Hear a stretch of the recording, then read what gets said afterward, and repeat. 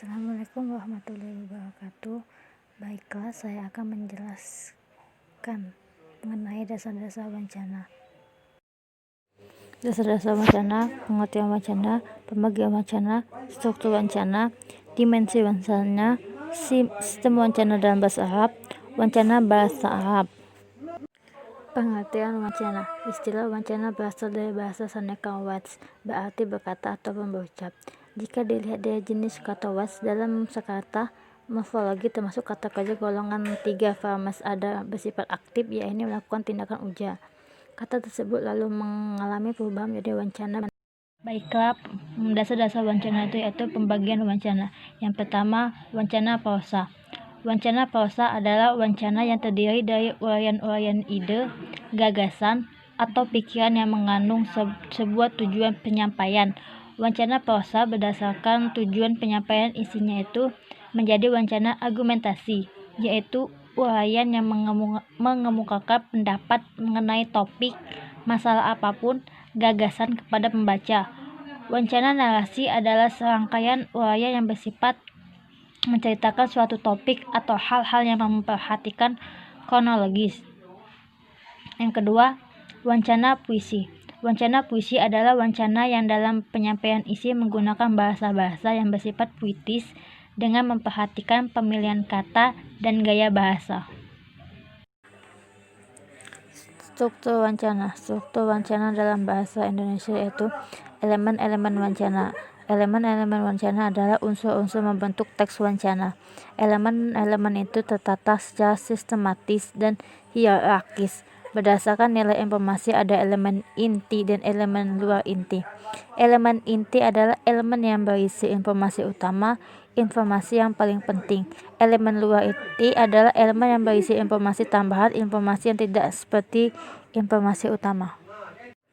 Dimensi wancana yaitu dimensi yang berupa aspek penghasilan, penyebaran, dan penggunaan teks. Beberapa aspek ini memiliki karakter yang lebih institusi, sedangkan yang lain berupa proses-proses institusional menuju para wancana. Teks wancana meliputi cara-cara para pekerja media produktif teks. Hal ini berkaitan dengan wartawan itu. Sifat jaringan kerja wartawan dengan sesama pekerjaan media lainnya. Pola kerja media sebagai instruksi seperti cara meliputi berita, menulis berita, dan berita dalam media. Tapi itu menganalisis dimensi kewancanaan. Pengertian sistem wancana bahasa Arab. Yang pertama, pengertian sistem. Sistem berasal dari bahasa Latin yaitu sistema, dan bahasa Yunani subtema. Adalah suatu kesatuan yang terdiri komponen atau elemen yang dihubungkan bersama untuk memudahkan aliran informasi, materi, atau energi. Dan yang B, pengertian wancana.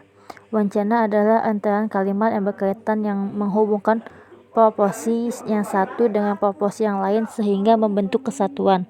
Yang C, pengertian bahasa Arab.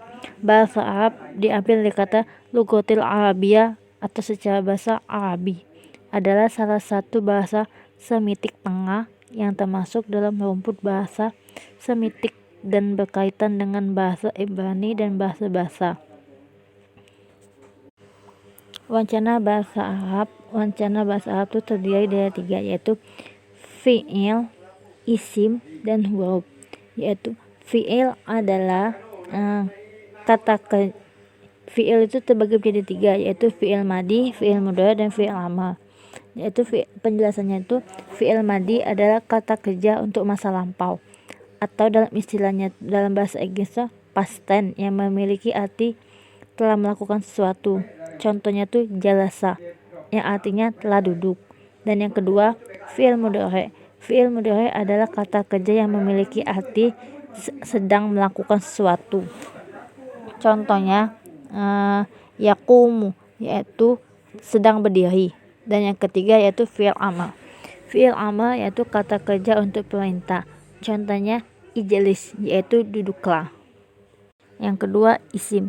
Isim secara bahasa memiliki arti yang dinamakan kata benda.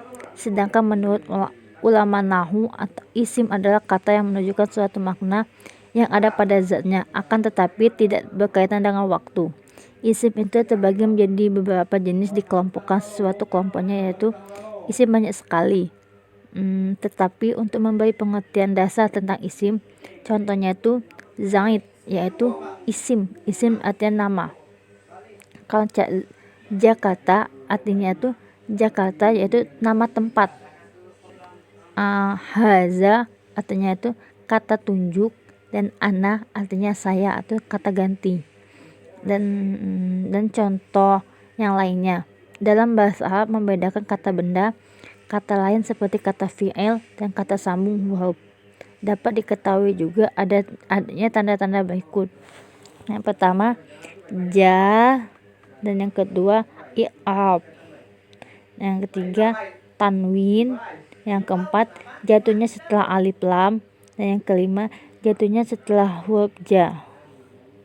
Yang ketiga huruf secara bahasa memiliki arti kita kenal, yaitu 26 huruf yang seperti huruf hijaiyah, melainkan huruf hijaiyah yang memiliki arti waw, fa, bi. Adapun huruf-huruf seperti alif, ta, sa yang lain yang tidak memiliki arti, maka tidak dapat menyusun suatu kalimat.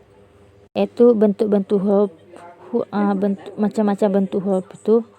Yang pertama huruf mabani, yang kedua huruf manafi, dan yang ketiga huruf aqta. Yang pertama huruf mabani. Huruf mabani yaitu alif, waw, dan ya. Karena ketiga huruf itu tersebut dikatakan huruf i'lad atau huruf penyakit. Dan yang kedua huruf ma'ani, yaitu huruf-huruf yang mempunyai arti. Contohnya waw yaitu dan, iza artinya ketika, la artinya milik. Dan yang keempat yaitu huruf aqtat. Huruf aqtat yaitu huruf yang digunakan menggabungkan suatu kata. Contohnya wa artinya dan. Mungkin cukup sekian yang bisa saya sampaikan. Mohon maaf bila ada kata-kata yang salah, karena saya hanya bisa menyampaikan. Kesalahan milik saya, kebenaran milik Allah. Wassalamualaikum warahmatullahi wabarakatuh.